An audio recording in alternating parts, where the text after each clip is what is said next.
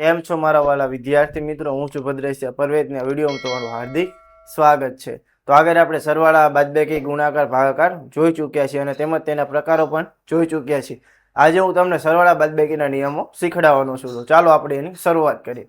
તો જ્યારે મિત્રો આ રીતના દાખલા આવે છે તો કઈ રીતે દાખલા ગણવા, એટલે કે જ્યારે તમે કોઈ દાખલો ગણતો હોય ત્યારે ઓછા વત્તાના આવા દાખલા આવતા હોય છે કે જ્યારે તમને તકલીફ પડતી હોય છે. તો એ તકલીફ ન મળે એટલા માટે હું આવા દાખલા લઈને આવ્યો છું. તો આને આપણે સરવાળા બાદબાકીના નિયમો છે. તો કે કયા નિયમો છે ખાસ યાદ રાખજો મિત્રો. એકવાર જોઈ લઈશું એટલે આવડી જશે. વત્તે વત્તે વત્તા, ઓછે ઓછે વત્તા, ઓછે વત્તે ઓછા, વત્તે ઓછે ઓછા. પહેલા તો આનો ઉપયોગ કરવાનો છે. આનો ઉપયોગ કરીને મોટી રકમની નિશાની મૂકવી. કોની નિશાની મૂકવાની? મોટી રકમની નિશાની. કઈ રીતે દાખલો ગણવાનો એક શીખડાવો એટલે વધારે ખબર પડે. જો ઓછે વત્તે ઓછા. ઓછા આવ્યા તો આનો અર્થ શું થાય કે આપણે ઓછા કરવાના છે, એટલે કે બાદબાકી કરવાની છે. તો 5 માંથી 3 જાય તો 2, એટલે તમારે મોટી સંખ્યામાંથી નાની સંખ્યા બાદ કરે 2. હવે આનો ઉપયોગ કરીને મોટી રકમની નિશાની મૂકી. મોટી રકમ બોલવામાં કઈ છે? 5 છે. તો એની નિશાની કઈ છે? માઇનસ. તો આપણે માઇનસની નિશાની મિત્રો મૂકવાની. બીજો દાખલો જોઈ, ઓછે વત્તે ઓછા. તો આપણે ઓછા, જો અહીં જોઈ લો, ઓછે વત્તે ઓછા. તો આપણે ઓછા કરવાના. 12 મોટી રકમ છે, એમાં નાની રકમ બાદ કરશું. 12 માંથી 8 જાય તો 4. હવે આમાં મોટી રકમ મિત્રો કઈ છે? 12 છે. તો 12 ની રકમ કઈ આવશે? +4. અથવા તો આમ પણ તમે લખી શકો માત્ર 4. +4 આપણે વાળી ઘડીએ ન લખીએ એટલે આપણે ખાલી 4 લખશું. ત્યારબાદ ત્રીજો દાખલો, તો વત્તા 7 છે. અહીં તમને એમ થાય સાહેબ 7 કેવા છે? તો આગળ કઈ ન હોય તો મિત્રો કેવા હોય? વત્તા હોય. અહીં હું તમને યાદ રાખવા માટે વત્તાની નિશાની મૂકું છું. હવે જો વત્તે ઓછે ઓછા, તો વત્તે ઓછે ઓછા. તો આપણે ઓછા કરવાના એટલે કે બાદબાકી કરવાની છે. તો 12 માંથી 7 જાય તો કેટલા વધે? 5. પરંતુ મોટી રકમ 12 છે તો એની નિશાની માઇનસ આપણે શું કરવી પડે? મૂકવી પડે. ત્યારબાદ 0 ઓછા 30. જો અહીંયા 0 પ્લસ માઇનસ રકમ બરાબર રકમ. 0 માં પ્લસ હોય કે માઇનસ રકમ હોય તો એ ડાયરેક્ટ રકમ મૂકી દેવાની છે. તો અહીંયા કેવા છે? -30 છે તો ડાયરેક્ટ -30 મૂકી દો. બસ એટલું જ યાદ રાખવાનું છે. જો આવી રીતે હોય 0 + 30 હોત મિત્રો, તો આપણે કેટલા લખવા પડે? 30. ટૂંકમાં 0 પ્લસ માઇનસ રકમ હોય એટલે તમારે રકમ મૂકી દેવાની છે. ત્યારબાદ આપણે પાંચમો દાખલો જોઈ, 0 + 51. તો આપણે કેટલા મૂકી દેવાના? ડાયરેક્ટ 51. 51 પ્લસ છે એટલે પ્લસની નિશાની હું કરતો નથી. પ્લસ નિશાની આપણે નહીં કરવાની. ત્યારબાદ છઠ્ઠો દાખલો, ઓછે વત્તે ઓછા. ઓછે વત્તે ઓછા. ઓછા આવ્યા તો બાદબાકી મોટી સંખ્યામાં નાની સંખ્યા બાદ કરો. 80 માંથી 50 જાય તો કેટલા વધે? 30. મોટી રકમ 80 છે તો એનો માઇનસ આપણે મૂકવું પડે. જ્યારે મિત્રો આપણે દાખલા ગણતા હોય ને ત્યારે આવા બહુ નિયમો આવે છે, એટલા માટે આ યાદ રાખવું ખૂબ જરૂરી છે. ત્યારબાદ સાતમું, ઓછે ઓછે શું થાય? વત્તા. તો ઓછે વત્તા 9 ને 30 કેટલા થઈ જાય? 39. કારણ કે અહીં શું થયા? વત્તા થયા. તો આપણે મિત્રો બંને સંખ્યાનો શું કરવો પડે? સરવાળો કરવો પડે. હવે મોટી રકમની નિશાની મૂકવાની. મોટી રકમ 30 છે તો આપણે મૂકશું માઇનસ.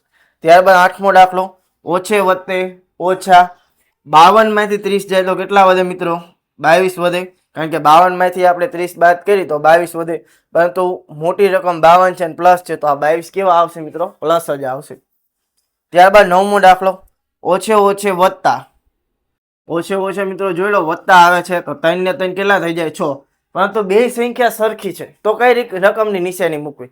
તો મિત્રો યાદ રાખો, બે સંખ્યા આ રીતે સરખી હોય ને બે ઓછા હોય તો ઓછાની જ રકમ આવે. કઈ રકમ આવે? ઓછાની જ આવે. કારણ કે બંને સંખ્યા મોટી જ ગણાય છે, બે સંખ્યા સરખી જ ગણાય છે, એટલે આપણે ઓછાની જ નિશાની મૂકવાની છે. ત્યારબાદ 10મો દાખલો, ઓછે વત્તા.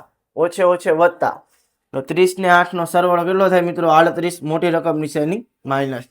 તો મિત્રો આપણે 10 દાખલા જોઈ પણ લીધા છે, એકદમ સહેલા છે મિત્રો. આ ખાલી નિયમો જ યાદ રાખવાના છે. ક્યાં? વત્તે વત્તા, ઓછે વત્તા, ઓછે વત્તે ઓછા, વત્તે ઓછે ઓછા. આનો ઉપયોગ કરીને મોટી રકમ નિશાની મૂકવાની. બસ આટલા નિયમ યાદ રાખો એટલે તમને આવા બધા દાખલા આવડે. ત્યારબાદ આપણે જોવાનો 11મો દાખલો. હવે જો આ વત્તા છે ને ઓછા છે, વત્તા ઓછા કેવા થાય? ઓછા. આ ડાયરેક્ટ જ ખબર પડે કે 100 માંથી આપણે 53 બાદ કરવાના છે. 100 માંથી 53 બાદ કરીએ તો કેટલા આવે મિત્રો? 47. મોટી રકમ પ્લસ. ત્યારબાદ 12મો દાખલો, ઓછે વત્તા. 31 ને 7 કેટલા થઈ જાય મિત્રો? 38. મોટી રકમ નિશાની માઇનસ. 13મો દાખલાની રકમ પણ મિત્રો એ જ છે, આપણે થોડોક ફેરફાર કરી નાખી. અહીં 7 ની જગ્યાએ આપણે મિત્રો -10 લખી નાખી. તો ઓછે વત્તા 31 ને 10 કેટલા થઈ જાય મિત્રો? 41. પરંતુ મોટી રકમ નિશાની માઇનસ. ત્યારબાદ 14મો દાખલો, ઓછે વત્તે તો કે ઓછા, તો બાદબાકી કરવી પડશે. 45 માં 30 જાય તો કેટલા વધે? 15, મોટી રકમ નિશાની માઇનસ. ત્યારબાદ 15મો દાખલો, વત્તે ઓછે ઓછા, 70 માંથી 45 બાદ કરો તો કેટલા મળે મિત્રો? 25 મળે.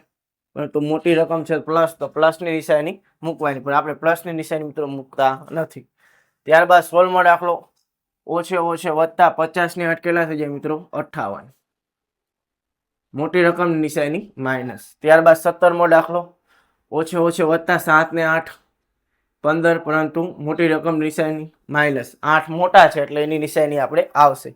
18મો દાખલો, વત્તે ઓછે ઓછા, 30 માં 9 બાદ કરો તો કેટલા આવે?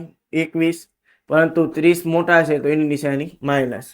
ત્યારબાદ 19મો દાખલો, ઓછે વત્તે ઓછા, 30 માંથી 20 જાય તો 10, મોટી રકમ 30 છે તો એની નિશાની પ્લસ આવશે. ત્યારબાદ 20મો દાખલો, 21 માંથી 3 જાય, ડાયરેક્ટ આપણે કરી શકીએ 18. તો આ હતા મિત્રો સરવાળા બાદબાકીના નિયમો અને દાખલા. મેં 20 દાખલા મિત્રો ગણ્યા છે. બીજા 20 દાખલા મિત્રો મેં તમને ગણવા આપ્યા છે. મિત્રો આને ગણવાનો પ્રયત્ન કરજો. જો ન ખબર પડે તો મિત્રો મને કમેન્ટમાં જરૂર જણાવજો. તો અહીં મિત્રો એટલું આપણે રાખીએ છીએ. તો આ વિડીયોમાં મિત્રો શું જોયું આપણે? સરવાળા બાદબાકીના નિયમો. જો આપણે સરવાળા બાદબાકીના નિયમોમાં ભાગ મિત્રો 2 જોવાનો છે. એમાં આપણે શું જોવાનું છે કે આ રીતની 2 કે 2 થી વધુ બાદબાકી સરવાળો આવતો હોય તો કઈ રીતે દાખલા આપણે ગણી શકીએ છીએ. તો આવા દાખલા સરવાળા બાદબાકીના નિયમોમાં ભાગ 2 માં મિત્રો આપણે જોવાના છે. તો એ આપણે આગળના વિડીયોમાં જોઈશું. જો મિત્રો આ વિડીયોમાં મજા આવી હોય તો વિડીયોને લાઈક, ચેનલને સબસ્ક્રાઇબ અને વિડીયોને મિત્રો શેર કરવાનું મિત્રો ભૂલતા નહીં. આવા જ બીજા વિડીયો સાથે મળશું નેક્સ્ટ વિડીયોમાં. ત્યાં સુધી આપણા વિડીયો જોતા રહો. અને જો તમારે ગણિત પાસેથી મિત્રો શીખવું જોઈએ તો આપણી ગણિત જે પાસેથી શીખવાની સિરીઝ છે એને જોડાઈ રહીજો, જેમાં તમને પાસેથી સંપૂર્ણ ગણિતની માહિતી મળવાની છે. તો ચાલો બાય, જય હિન્દ, જય ભારત.